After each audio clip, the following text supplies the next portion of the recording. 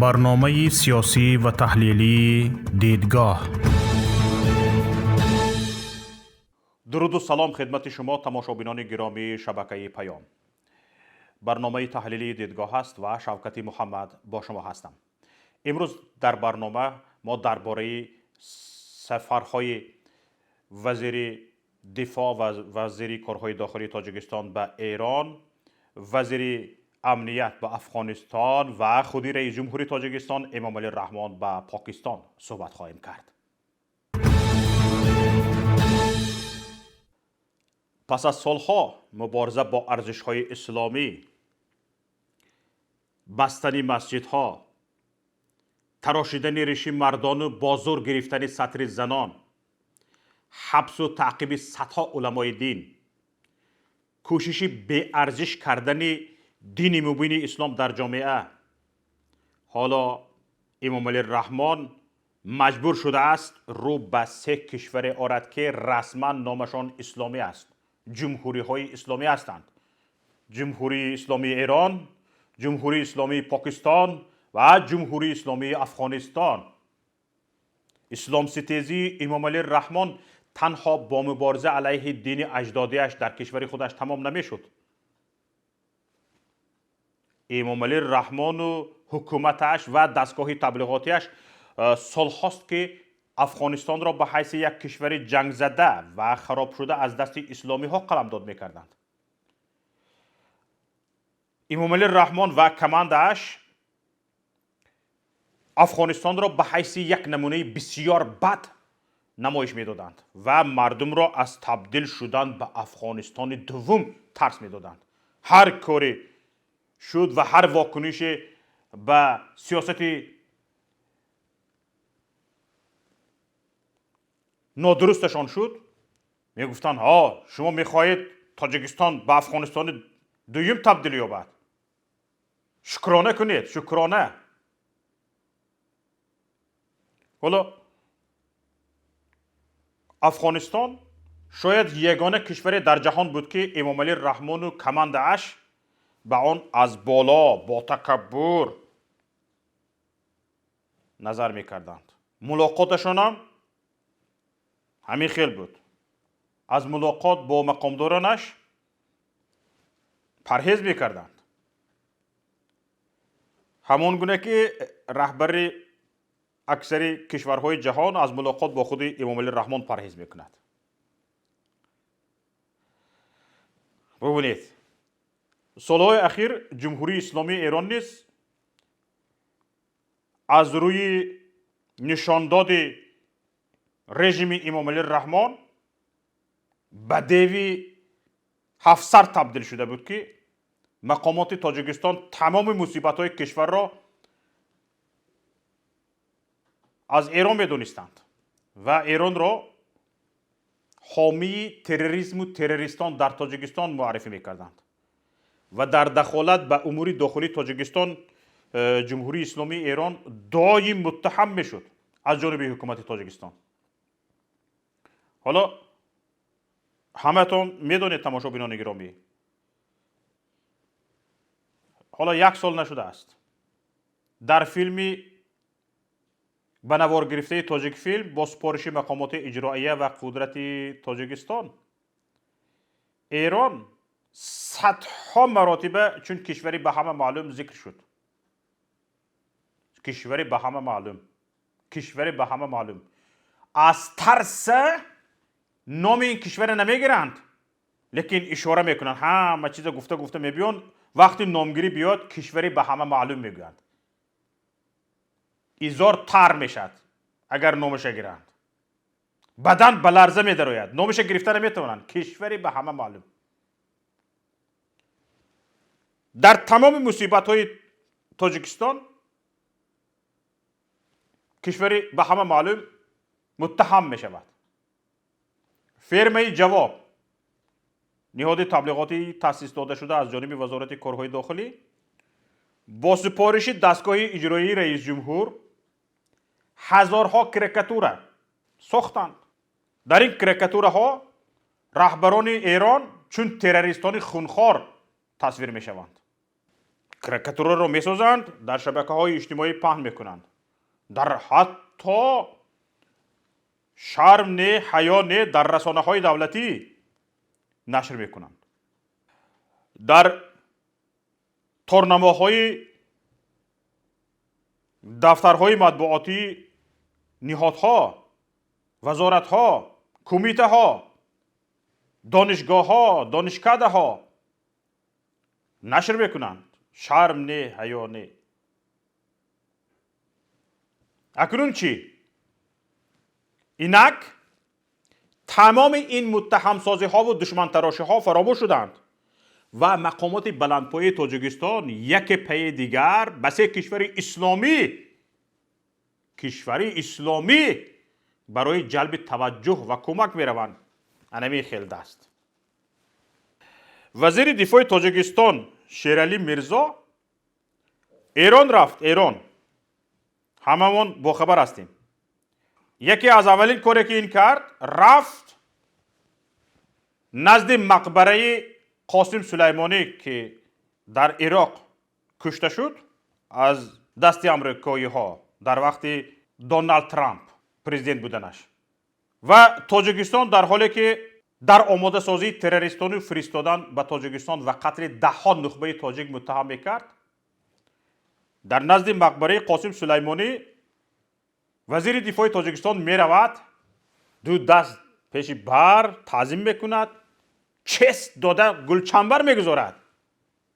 раиси кумитаи давлати амнияти миллии Тоҷикистон барои мулоқот ва дархости ҳимояту кӯмак ба назди мақомоти Афғонистоне рафт ки аз ин пеш Афғонистонро ба қавле бонуги пояш нишон медод. Саймумин Ятимов. ҳоло ба Афғонистон рафтани Саймумин Ятимов як бори ду бор не, чанд бор шудааст. мо маълумоте ба даст овардем ки Саймумин Ятимов вориди гуфтугӯ ва бархе созишҳо бо чанд гурӯҳҳои муҷоҳидини ба қавли худаш террорист шудааст. бо террористон рафта гуфтугӯ дорад. Саймумин Ятимов раиси кумитаи давлати амнияти миллии Тоҷикистон ба Афғонистон мегузарад, рафта бо террористон гуфтугӯ мекунад. вазири корҳои дохилии Тоҷикистон чӣ? Рамазон Раҳимзода. Рамазон Раҳимзодаам Эрон рафт. Эрон. Шералӣ Мирзо рафт ба мақбараи Қосим Сулаймонӣ, сари таъзим фуруд овард, чест дод. вазири дохилии Тоҷикистон Рамазон Раҳимзода соатҳо барои дастбӯсии раҳбари Эрон мунтазир мешавад ки ниҳоди зертобиаш ҳазорҳо карикатураи таҳқиромез дар бораи раҳбарияти Эрон нашр кардааст ва раҳбарияти Эронро террористу ҳомии терроризм дар ҷаҳон ва аз ҷумла Тоҷикистон номидааст. худи Рамазон Раҳимзода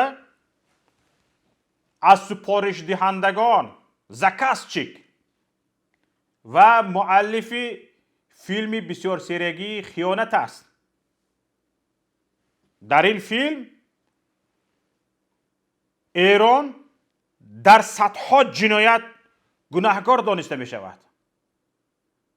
ҳоло шарм не, ҳаё не, пустғафс гӯё ки дар дунё ҳеҷ чӣ нагузаштааст. директори студияи ниҳонӣ продакшн ки дар ин студия садҳо маротиба ҷумҳурии исломии Эрон таҳқир шудааст, меравад Эрон дастбӯсии раҳбарияти Эрон барои кӯмак. хайр,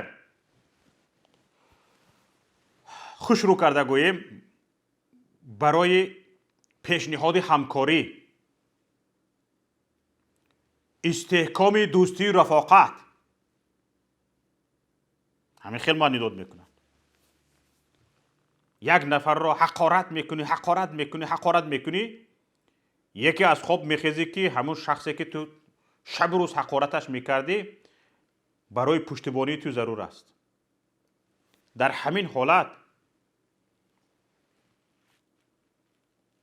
فکر میکنی یا نه که چگونه از او رفته کمک میپرسی. همین حالت رو یک بار تصور کنید. آدمی که وجدان دارد با چه حالت روبرو میشود؟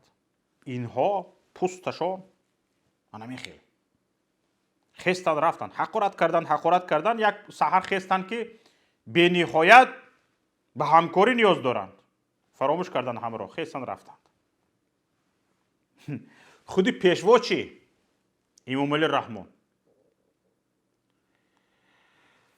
حالا هنوز به خودش اجازه نمیدهد نزد سابق دشمنانش سر تعظیم فرود بیارد.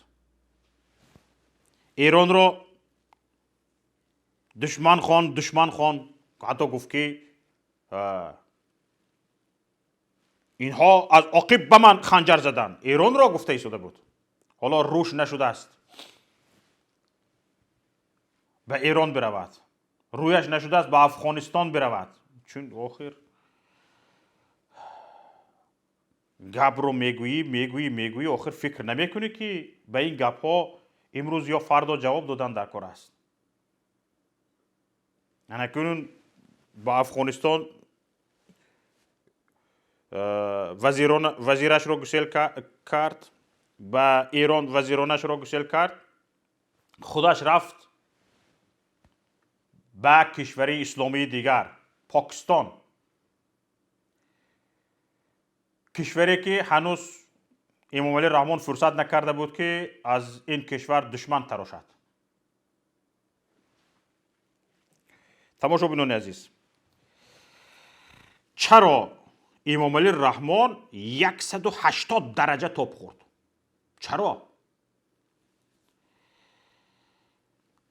کارشناسان سبب رو آوردن امامعلی رحمان به کشورهای اسلامی منطقه را بیشتر در دو چیز میبینند.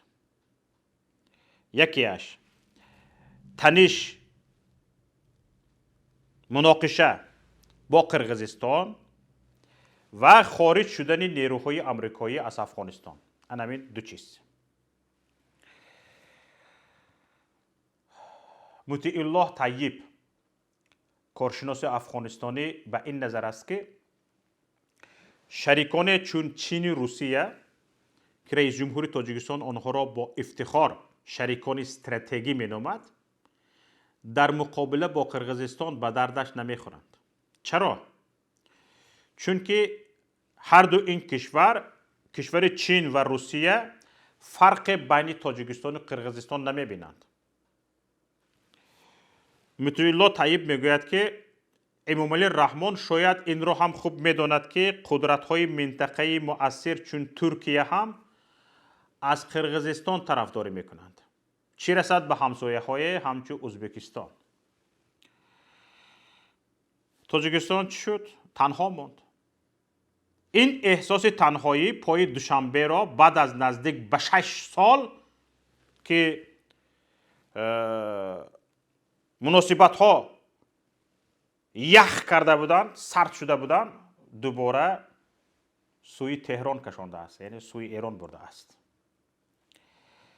سبب دیگری رو آوردن رهبر تاجیکستان امامعلی رحمان به پاکستان را مطیع الله طیب در خروج ناتو از افغانستان می‌بیند و میگوید که اگر دوشنبه خواهان امنیت مرزهای جنوبی خود است، پس چاره جز این نیست که با اسلام آباد تفاهم داشته باشد. بله، من با این نظر که دوشنبه تنها مانده است در واقع موافقم. چنانه که در مسئله نزاع در مرز با قرقیزستان ما دیدیم، نه چین و نه روسیه نتوانستند نقش میانجیگر را بازی کنند و دیدیم که مسئله به خونریزی کشیده شد. چون و زیرا روسیه و چین میخواهند همان مناسبتی رو با تاجیکستان داشته باشند که در واقع با قرقیزها دارند و از طرف دیگر خیلی که ما و شما میدونیم هر چهار کشور عضو سازمان همکاری شانگهای و از جمله مؤسسان اصلی آن هستند. بنابراین طرف یعنی هر اقدامی که احساس شود که از یکی از طرفها جانبداری کردن این میتواند خود وجود سازمان همکاری شانگهای را زیر سوال برد. بنابراین حکومت تاجیکستان به این نتیجه رسید که برای تأمین نیازهای امنیتی خود به شریکان دیگری یعنی در منطقه احتیاج دارد و با وجود که این رژیم یک نفرت خاص نسبت به اسلام به تمامی معنا داشت، ما شما در اینجا میبینیم که رو به سه کشور آورد که هر سه هم جمهوری اسلامی ایران و هم جمهوری اسلامی پاکستان و هم یعنی جمهوری اسلامی افغانستان رسما کشورهای اسلامی هستند. هرچند البته من شک دارم که رحمان به سازشنامه هایی که با این سه کشور میبندد صادقانه تا آخر پایبند بماند، ولی در مرحله فعلی من فکر میکنم در حقیقت رژیم هیچ انتخاب دیگری نداشت و ندارد و شرمنده‌وار به آن تن داد. ببینید، رئیس جمهوری تاجیکستان امامعلی رحمان رفت در پاکستان تفاهمنامه امضا کرد. در این توافقنامه و تفاهمنامه 10 چیز به امضا رسیده است. رئیس جمهور امامعلی رحمان با نخست وزیر پاکستان عمران خان در اسلام آباد این 10 توافقنامه و تفاهمنامه ها را امضا کردند. در اینجا اگر این 10 توافقنامه و تفاهمنامه ها را بخوانیم میبینیم که به سادگی دوشنبه میخواهد به هر قیمتی شود دردسری از ناحیه حضور طالبان در آینده قدرت سیاسی افغانستان نداشته باشد. حالا دیده ایستاده از وضعیت چخیل شده ایستاده است. تاجیکستان میخواهد که مرزهایش امین باشد و مخالفین سیاسی رژیم امامعلی رحمان به ویژه حزب نهضت اسلامی تاجیکستان در افغانستان فعالیت نداشته باشند. این گپی کارشناسان است.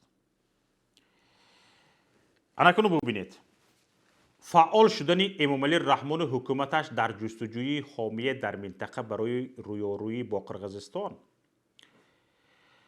از آن شهادت می‌دهد که امامعلی رحمان می‌داند تنش به این زودی تمام شدنی نیست، تنش با قرقیزستان، و امکان شدت گرفتنش نیز وجود دارد. ببینید، حادثه های چند روز اخیر در سرحد شرقی تاجیکستان و قرقیزستان که سبب شد دوباره نیروهای دو کشور صف آرایند به همین اشاره میکند. شاید امامعلی رحمان به این نظر است که در صورت چکر رفتن تنش، یعنی جدی شدن این مناقشه ها، البته که ترکیه از قرقیزستان پشتیبانی خواهد کرد. از این رو میخواهد پشتیبانی با همین سطح قدرت پیدا کند. یعنی در سطح قدرت ترکیه باید امامعلی رحمان یک پشتیبان جستجو کرده یافتنش در کار. برای همین سوی ایران، سوی پاکستان، حالا پاکستان یادرنی держава است. میگم سلاح‌های یادرویی نمیارد به تاجیکستان برای هموار کردن قرقیزستان. حالا بعضی گفته شدن تا بشکک میریم، گفته تا بشکک رفتن از پاکستان سلاح‌های اتمی نمیارد. نشان شدنش ممکن. هر این چیزها رسانه‌ای نمیشوند. شاید حالا خودی شاید به پاکستان رفتن امامعلی رحمان جانب قرقیزستان را خیلی به ملاحظه دچار میکند. همین خیلی پاکستان رفتگی همین گپ خودش بس. داناگر دیده ایستادید.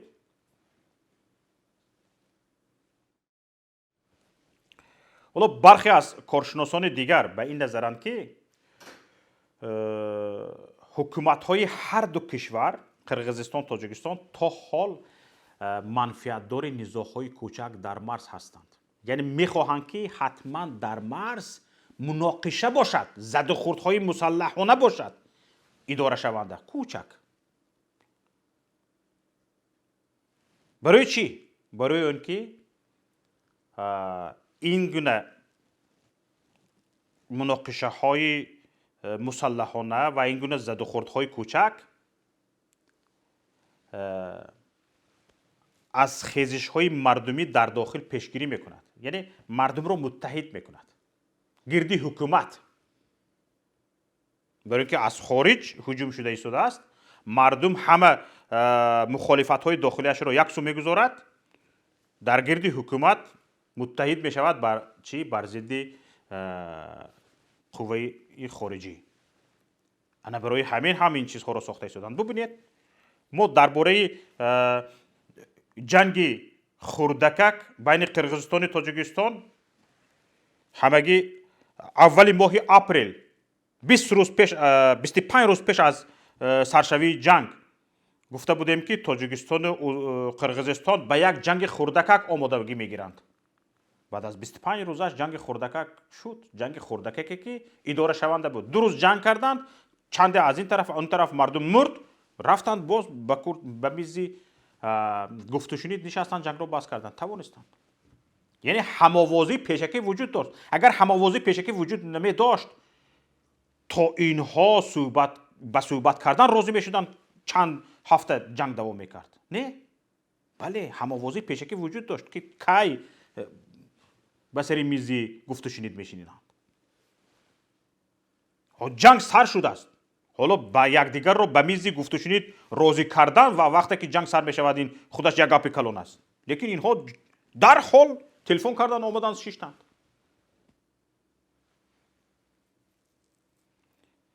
در این حالت آنها هم تاجیکستان هم قرقیزستان هم صدا و هم آواز هستند، اما در سمت نزاع به هم مخالفت دارند.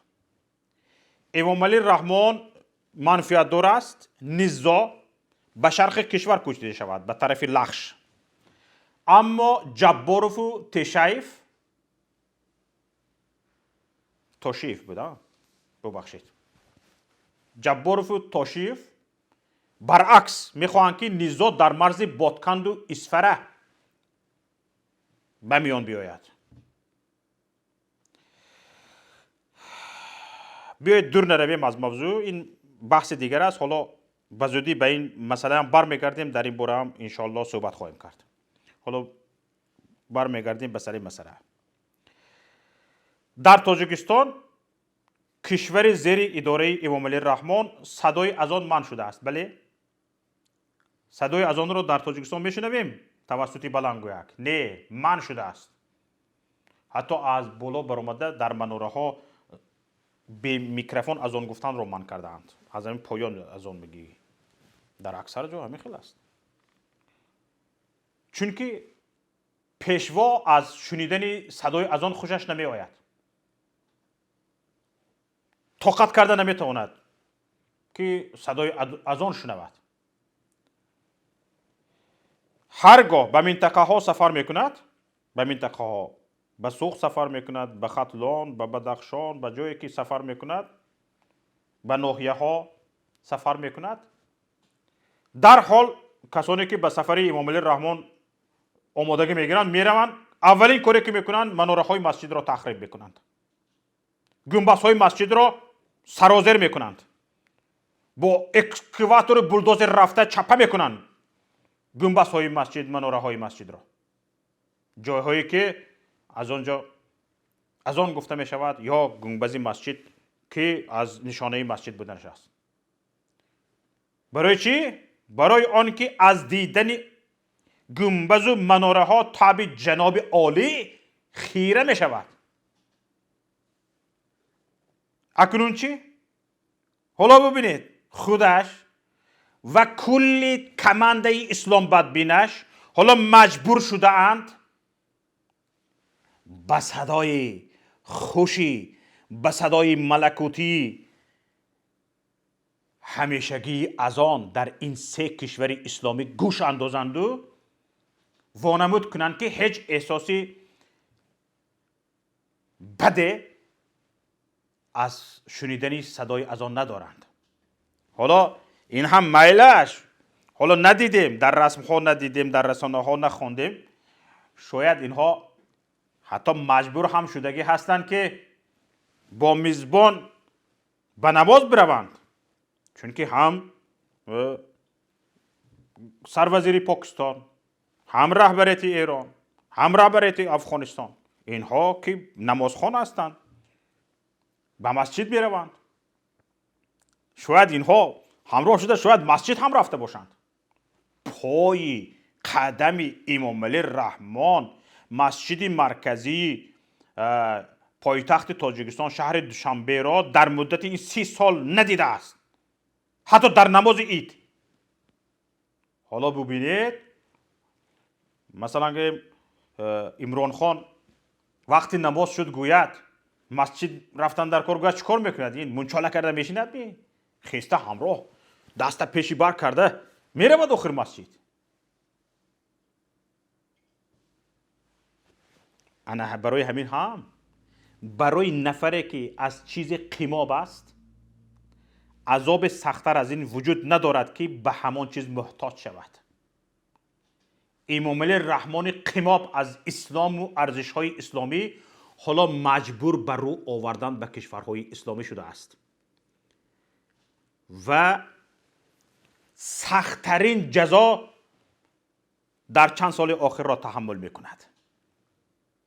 سخت‌ترین جزا.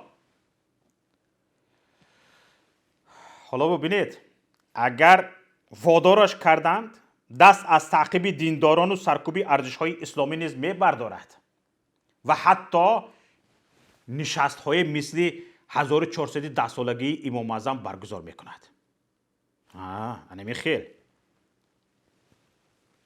فقط تا آن زمان این کارها را می‌کند که خرش از لای گذرد، بعد خودش می‌داند.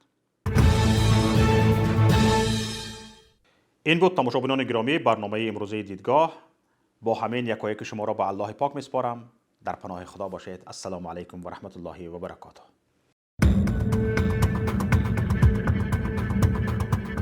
برنامه سیاسی و تحلیلی دیدگاه.